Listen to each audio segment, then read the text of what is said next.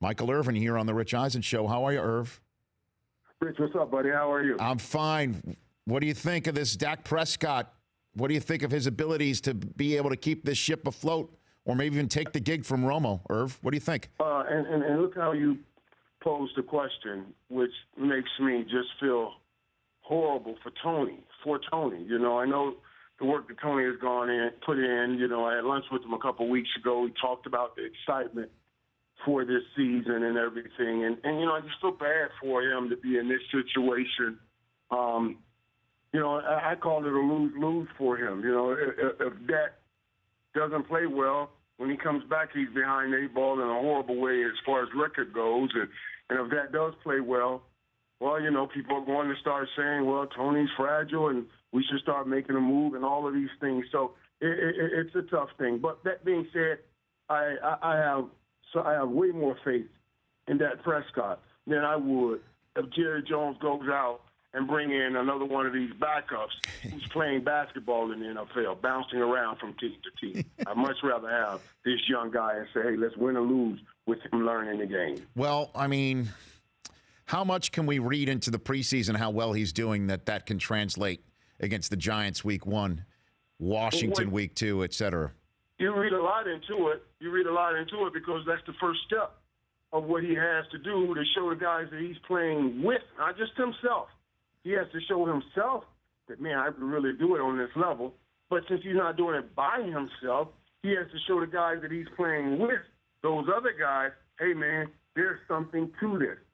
I always say hope will dictate effort.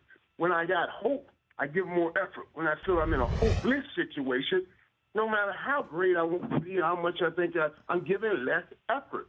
This kid has given the guys around him hope by the way he is playing. And it's smart for Jerry and those guys to say, hey, you earned this right to step up and get this opportunity, as opposed to bringing someone else in and just stepping them over the top of that Prescott. You know, I feel they're taking the right approach in that sense. Michael Irvin joining me here on the Rich Eisen Show. What do you do to the playbook for the kid? Do you shrink it or just say, here it is, let's see how much you can do right off the bat?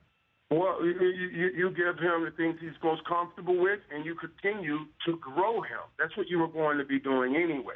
You know what I mean? So right now, I'm going to put a little bit more rollouts in the game plan so he can roll out. He can use his legs. He can use his arm outside the pocket, isolate one side of the football field, and things like that. But as we go week to week, I'm going to continue to add things. This is not a kid that you have to say, he's not smart enough, doesn't get it. But being smart is not enough.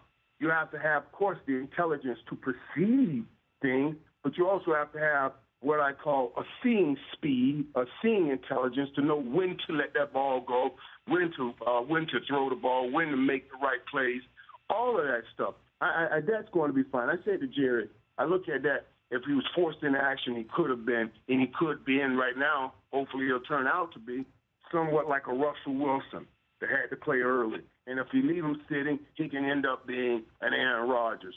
I just didn't think it would be happening this quickly. Pro Football Hall of Famer Michael Irvin joining me here on the Rich Eisen Show. So Romo, he's got kids, he's got a wife, he's 36, he's had neck problems, he's had obviously the collarbone, now the back.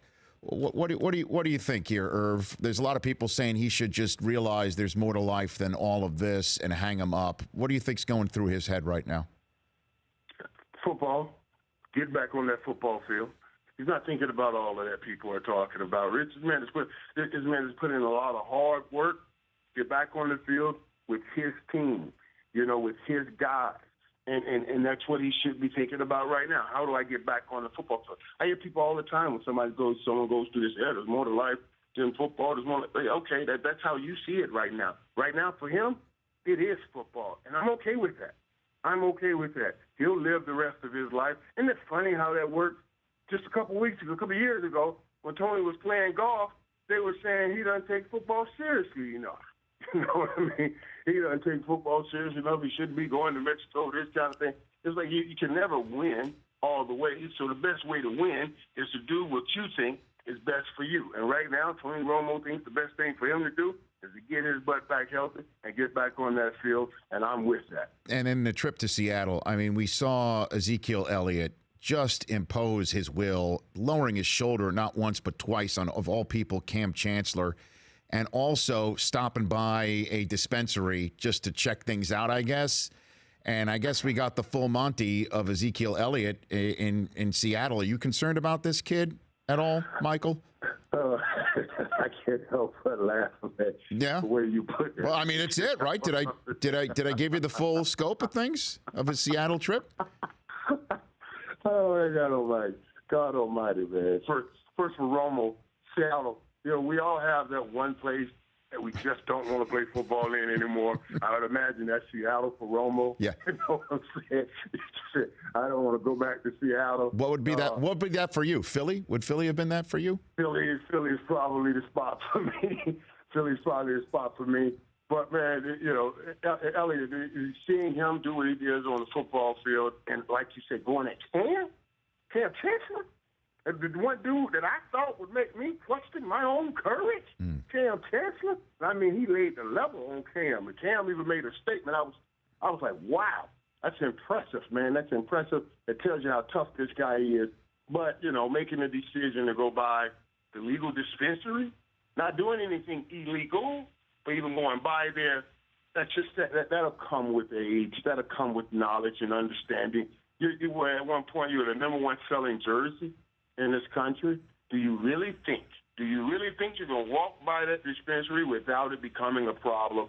That's just knowledge. You're not in Ohio State anymore. You're on America's team, and you're one of the focal points. So he'll learn. He'll learn from that. And I understand that's just you. I always say this, Rich. In this league, we have to discern the difference between a weakness and a wickedness. And weakness, lack of knowledge, immaturity, those kind of mistakes we work with, and we try to undergird those guys and give them better understanding of the situation they are in now. Wickedness, we got to get rid of those guys. We got to get them out the league, and tight end in New England, that was wicked.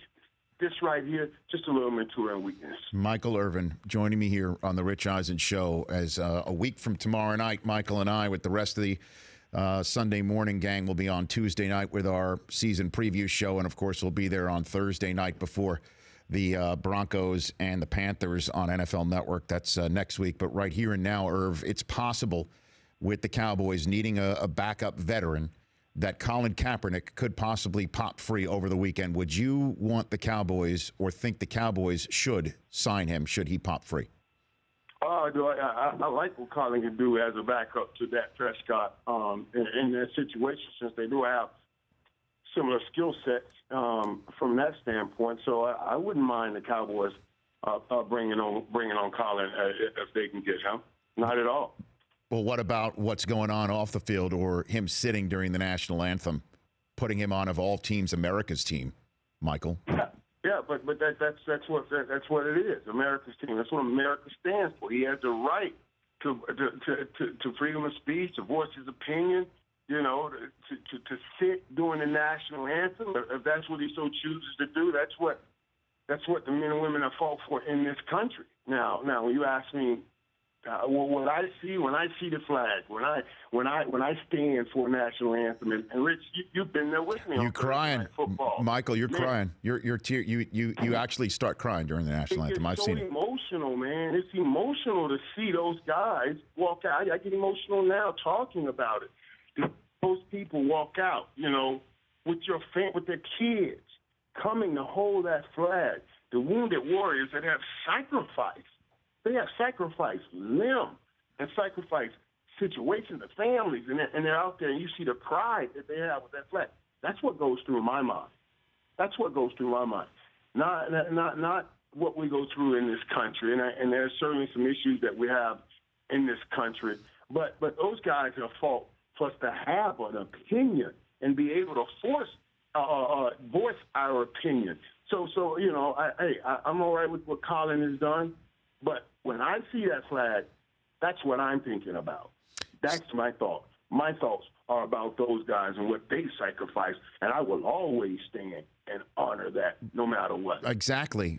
So what would have happened if a teammate of yours had done this, Michael, without you really even knowing about it? Now suddenly people are coming up to your locker and saying, do you agree with it? Do you think this is right? What if he keeps doing it during during the season. I mean, the next time we see it will be the final preseason game at San Diego, where there's, as you know, a large military presence, and then comes on Monday Night Football for the whole country to be seeing what's what.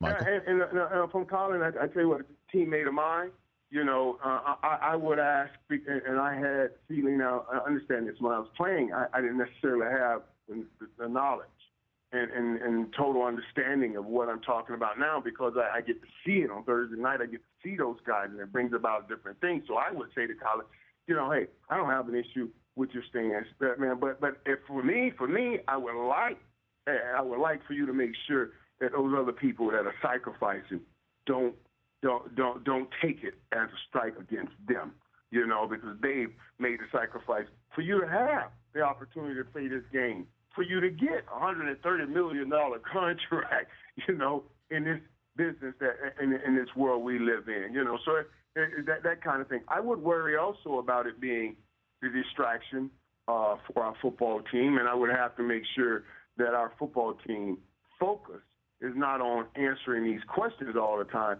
but answering the bell when that whistle blows and we win football games. Last question for Irv. Ask him the poll question, Brockman. Go for it. Ask the poll question that you can download our app, the Rich Eisen Show app on Google Play or the Apple App Store. Go. All right, Irv, heading into the season, which team's quarterback situation is the worst? 49ers, Broncos, Cowboys. Oh, Broncos. Right now, the Broncos. Because first of all, the 49ers, what are the expectations of the 49ers this season are what they are, and Chip Kelly is going to get in, and we're still, the mail's still out on him. The Cowboys, I think, have found the future in that Prescott, and now they just have to press them into action early. The Broncos got 16 Super Bowls to go before they even think about getting to the Super Bowl. And you got that playing at quarterback. That's a tough situation right there if you are the Denver Broncos. Every time you walk into a stadium, every team wants to measure themselves by you. And you don't look good at quarterback at all. So I would certainly say the Denver Broncos. Yeah, but we've only seen 3 preseason games out of Dak Prescott. That's it. You think you found a future? You could tell that already, Michael? That's it. I thought he was the future before the preseason game started. Rich, I told Jerry Jones and those guys that I thought Dak Prescott was the best quarterback in the draft last year, and that they should have drafted him. They were trying to get Paxton Lynch. All right, man, I'm so happy you didn't get Paxton Lynch. So I love the kid. I love his sport. I love what he can do. I love the way he plays the game, shoulders up, and his physical ability to run with the football. You have a running game like the Cowboys have an opportunity to have, and then you add that element of that being able to throw and run the football like he can run. You take that play Tony Romo got hurt on, and Tony's a good quarterback, and he's certainly made plenty of people miss, but that's probably through that hole and gone. Irv? He's probably through that hole and gone. Yeah, no, not anymore. I told him, I said on the show that he should be like Peyton Manning now. Either throw it away or you sit down. That's where he's gotten in his, that's where we see it in his world.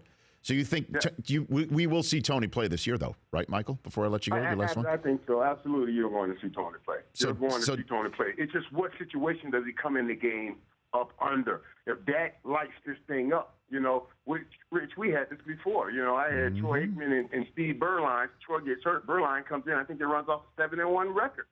It took something for Jimmy to go back to Troy Aikman, even though we ended up winning 3 Super Bowls with him, but it was a decision to make. And I'm wondering how that's going to play out if that has great success. Irv, we'll see you next week, okay?